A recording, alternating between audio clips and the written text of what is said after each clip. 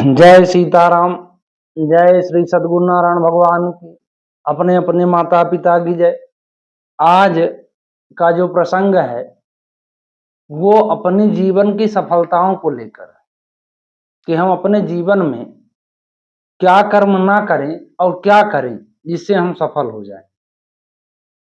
ये चैनल मैंने जो बनाया है तो कुछ सीखना और सिखाना आया है। कुछ आज सीखेंगे, मैं सीखूंगा। इसी तरह जन कल्याण की भावना से ये चैनल बनाया गया है।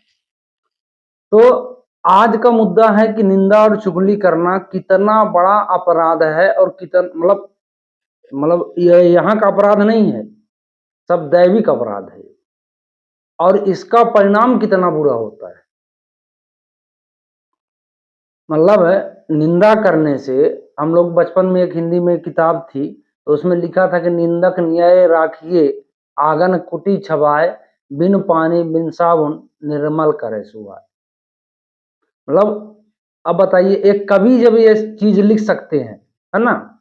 शास्त्र भी यही कहता है कि निंदक जो है नियरे राखी आंगन, उसको बिल्कुल बढ़िया, जितना आंगन कुटी छवाए कि आपके पास जितनी व्यवस्था हो उसको बढ़िया सुख प्रदान करिए और निंदा करे वो, क्योंकि आपके स्वभाव को निर्मल कर देगा।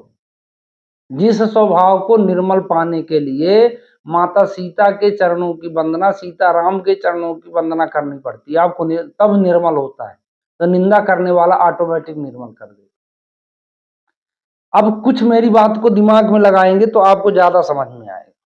निंदा करते समय या निंदा सुनते समय हर व्यक्ति किसी न किसी की निंदा करता है और ये निंदा सुनता है। दोनों काम में आप देखना कि आपकी सभी इंद्रियां बिल्कुल एकाग्रचित्त होकर उस चीज को सुनती हैं, उस चीज को कहती हैं। निंदा करने वाला कहता है, सुनने वाला सुनता है। वो कहीं का भी उसको प्रपंच और सुनाई नहीं देता, मात्र वो निंदा वाला काम रहे। तो जिसमें मन लगाकर पूरी इंद्रियां समाहित हो जाएं, उस कर्म का पूर्ण फल मिलता है, चाहे वो गलत कर्म हो चाहे सही कर्म। अगर इसी तरह भगवत आराधना में बैठ जाए आदमी तो ये मान लीजिए कि परलौकिक सुख उसको बहुत दिन नहीं, इंतजार नहीं करना पड़ेगा, तत्काल मिल जाएगा। क्योंकि जहां मन सहित इंद्रियां सभी लग गई, वो काम बिल्कुल 100% पूरा होना है। बात समझ रहे हैं ना। इसलिए निंदा और चुगली बहुत इफेक्टिव है।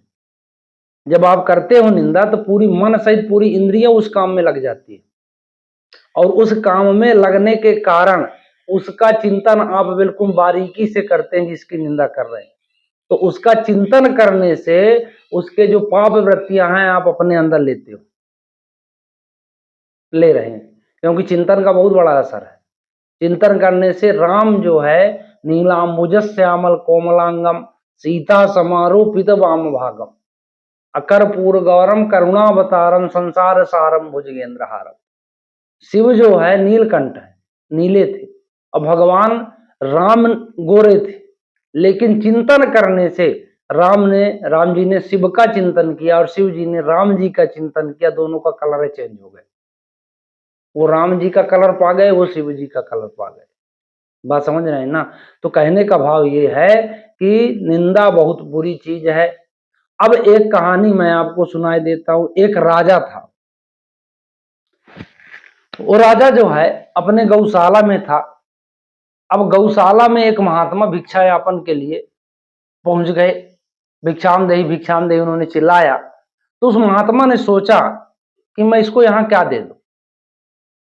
उन्होंने कहा, और उनके मन में प्रभु प्रेरणा बस या प्रारब्ध बस क्रोध जागृत हो गया, जबकि धर्मात्मा राजा था कि ये गौशाला में मांगने आ गया, अब यहाँ क्या दूं।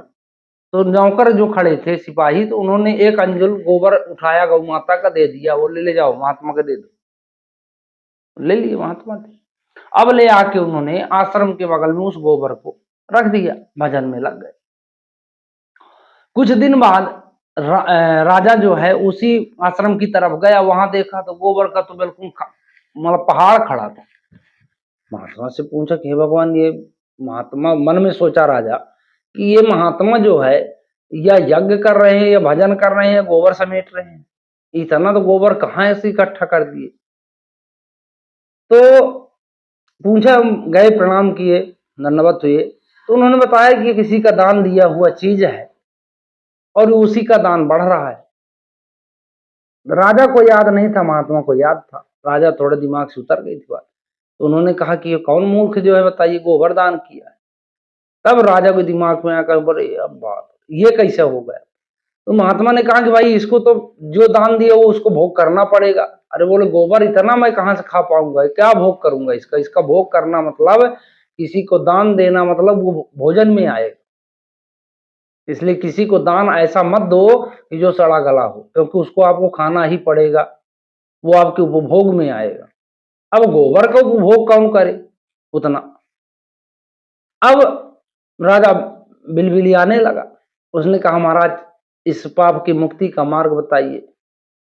राजा ब्राह्मण ने कहा कि तुम राजा धर्मात्मा हो इसलिए बता देता हूं। आज तुम राज्य में जाना और पापाचरण का नाटक करना है। आपको ओरिजिनल काम नहीं करना है, पापाचरण का नाटक करोगे तो आपकी प्रजा निंदा शुरू कर देगी, आपके जन जो संपर्की हैं वो निंदा शुरू कर देगी, काम हो जाएगा। राजा ने कहा है, बोले ठीक है। गया राजा, सब अनाज मतलब जिसे मान लीजिए कि एक बोतल में दारू के कलर का पानी भरवा के शरबत बनवा के और सब पूरे पब्लिक प्रजा के सामने पीने। अब हो गया इधर उधर, है ना, बेश्याओं का संग लेके घूमने लगे, पब्लिक निंदा करने लगे। बताओ कैसा राजा हो गया, नष्ट हो गया, ये तो ये है ये वो है। पूरा दिन रात काम चालू हो गया। एक दिन के बाद राजा उस आश्रम में गया, देखा वो गोबर का ढेर गायब, मात्र एक अंजुल गोबर था जितना राजा ने दिया था। ब्राह्मण से राजा ने पूछा कि हे महात्मन वो कहाँ गया ढेर। बोले कि बताओ एक दिन के कमाल में इतना हो। तो बोली एक अंजुल, फिर आज नाटक करना पड़ेगा। बोली नहीं नहीं इसको भोगना पड़ेगा, क्योंकि ये मूल है तुम्हारा, मूल पाप का भोगना पड़ता है। ब्याज भजन के प्रभाव से, पुण्य के प्रभाव से कट जाता है, ये मूल है, इसको भोगना पड़ेगा। तो कहने का भाव ये है कि अब सोचो आप कि निंदा में इतनी ताकत है। निंदा करने से व्यक्ति बुरा बन जाता है, निंदा करने से व्यक्ति भाग्यहीन हो जाता है, निंदा करने से व्यक्ति मतलब पतन के रास्ते में चला जाता है, क्योंकि उसका सब पुण्य खत्म, जैसे शक्ति खत्म हो गई शरीर की, वो क्या करेगा निर्बल आदमी। तो इसलिए आप निंदा मत करिए। हाँ, आपकी कोई निंदा करता है तो आप उसको बड़े प्रेम से सुनिए। आपकी कोई निंदा करता है उसको बड़े प्रेम से सुनिए, और आपके सामने किसी की निंदा होती है तो आप कान बंद कर लो, या तो वहां से उठ के चले जाओ, या तो मान लो बैठे रहो तो भगवान का स्मरण करो कि हे परमात्मा आज बैठना है, अब यहाँ थोड़ा जरूरी है, क्या करूं सामाजिक स्तर या जो भी पारिवारिक स्तर के कारण, बाकी हे प्रभु ये मन को मैं आपके चरणों में लगा रहा हूं, ये भाव होना चाहिए।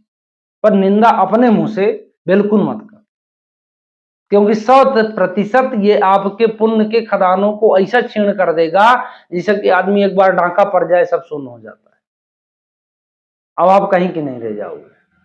आदमी को समझ में नहीं आता, ये छोटे छोटे काम जो हैं आदमी को पतन के रास्ते में ला देते हैं। नहीं कहते कि बहुत पूजा पाठ करता है लेकिन इसका फिर भी भला नहीं हो रहा, यही सब कमियां है ना। तो इस मतलब वीडियो के माध्यम से मैं आपको ये सब बताने का प्रयास करता रहूंगा कि कौन कौन सी कमियां अपने मतलब एक वीडियो में ऐसा बनाऊंगा कि इसमें ये सब कमियों को इकट्ठा डाल दूंगा। इतने कमी अगर आप में है तो आप विकासशील नहीं हो सकते, इतने कमी है तो आप विकासशील, इतने गुण है तो विकासशील आप होंगे होंगे होंगे। तो मैं आप लोगों से यह निवेदन करूंगा कि आप किसी की निंदा मत करें। हाँ, निंदा आपकी कोई करता है तो उसको सुनो, ये बहुत बड़ा मतलब आपके लिए उपकार है। कोई निंदा करे आप, पर आप अपनी दूसरे की निंदा मत करना, है ना। और क्योंकि निंदा करने से आपका सर्वस्व चला जाएगा, आप कहीं के भी नहीं रह जाओगे।